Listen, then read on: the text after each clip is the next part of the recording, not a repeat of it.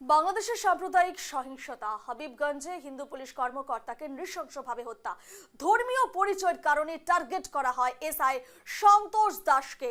উগ্রবাদীদের হামলায় বানিয়াচং থানা ঘেরাও, থানার অগ্নিসংযোগ, 15 থেকে 16 জন পুলিশ সদস্য অবরুদ্ধ। প্রায় 10 ঘন্টা থানা ঘিরে রাখে উগ্রবাদীরা।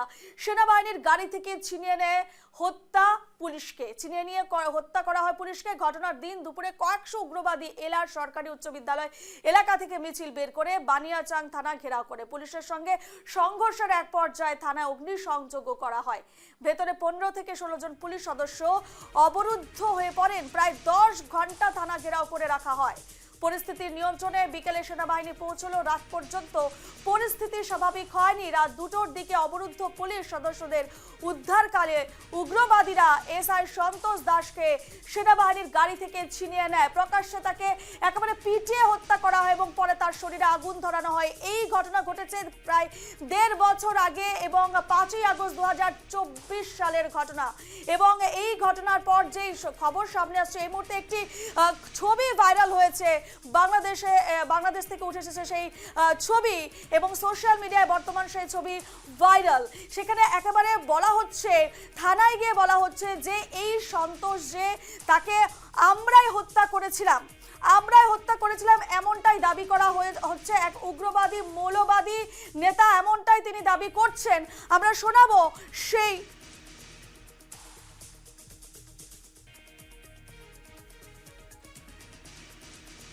আমাদের প্রতিবাদ, আমাদের 22 জনকে হত্যা আমরা জ্বালিয়ে দিয়েছিলাম। সঙ্গে তানাকে পুড়িয়েছিল আমাদের প্রতিবাদ, আমাদের 22 জনকে হত্যা আমরা জ্বালিয়ে দিয়েছিলাম। সঙ্গে তানাকে পুড়িয়েছিল আমাদের প্রতিবাদ, আমাদের 22 জনকে হত্যা আমরা জ্বালিয়ে দিয়েছিলাম। সঙ্গে তানাকে পুড়িয়েছিল আমাদের প্রতিবাদ, আমাদের 22 জনকে হত্যা আমরা জ্বালিয়ে দিয়েছিলাম। আপনারা শুনলেন কিভাবে প্রকাশ্যে এবং থানায় বসে স্বীকার করছেন যে একজন হিন্দু পুলিশ কর্মকর্তাকে কিভাবে নৃশংসভাবে পুড়িয়ে হত্যা করা হয়েছে। প্রশ্ন উঠছে, 1.5 বছর আগে যখন এই ঘটনা ঘটেছিল, একজন নিরপরাধ, একজন নিরাপত্তারক্ষী, যিনি মানুষের নিরাপত্তায় নিয়োজিত একজন এসআই, তাকে কিভাবে সকলের সামনে পুড়িয়ে হত্যা করা হয়েছে শুধু হিন্দু বলে। প্রায় 10 ঘন্টা থানা ঘেরাও করে রাখে উগ্রবাদীরা। বাধ্য হয় সেনাবাহিনী তাকে তুলে দিতে তাদের হাতে এবং এরপর প্রকাশ্যে তাকে এভাবে কিন্তু পুড়িয়ে হত্যা করা হয়। আপনাদের জানিয়ে রাখি, ঘটনার দিন দুপুরে কয়েকশো উগ্রবাদী এলার সরকারি উচ্চ বিদ্যালয় এলাকা থেকে মিছিল বের করে বানিয়াচং থানা ঘেরাও করে এবং পুলিশের সঙ্গে সংঘর্ষের এক পর্যায়ে থানায় আগুন পর্যন্ত লাগিয়ে দেয় তারা। ভেতরে 15 থেকে 16 জন পুলিশ সদস্য একেবারে আটকে পড়েন। প্রায় 10 ঘন্টা থানা ঘেরাও করে রাখা হয়। পরিস্থিতি নিয়ন্ত্রণে বিকেলে সেনাবাহিনী পৌঁছলেও রাত পর্যন্ত কিন্তু পরিস্থিতি স্বাভাবিক হয়নি। রাত 2টোর দিকে অবরুদ্ধ পুলিশ সদস্যদের উদ্ধারকালে উগ্রবাদীরা এসআই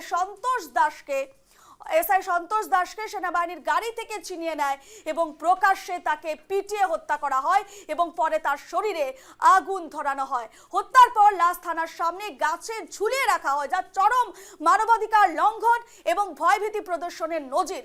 ঘটনাটির সংখ্যালঘু নিরাপত্তা, ধর্মীয় সহনশীলতা এবং আইনের শাসন নিয়ে গভীর উদ্বেগ সৃষ্টি করেছে এবং বর্তমান যে ছবি ভাইরাল হয়েছে তা নিয়েও কিন্তু আরো উদ্বেগ ছড়াচ্ছে। কারণ উগ্র মৌলবাদী নেতায় একেবারে প্রকাশ্যে থানায় এসে বলছে, কিন্তু আমরা দেখতে পাচ্ছি সেখানে তার বিরুদ্ধে কোনো ধরনের কোনো ব্যবস্থা এখনো পর্যন্ত নেওয়া হচ্ছে না। অর্থাৎ বাংলাদেশে হিন্দুরা যে কতটা নিরাপত্তাহীনতা রয়েছে, কতটা আতঙ্কে রয়েছেন, তার আরো একটি প্রমাণ। যেই ঘটনা 1.5 বছর আগে হয়েছিল 5ই আগস্ট 2024 সালে, তার একেবারে স্পষ্ট স্বীকারোক্তি বলা যায় একজন উগ্রবাদী নেতা থানায় বসে বলছে।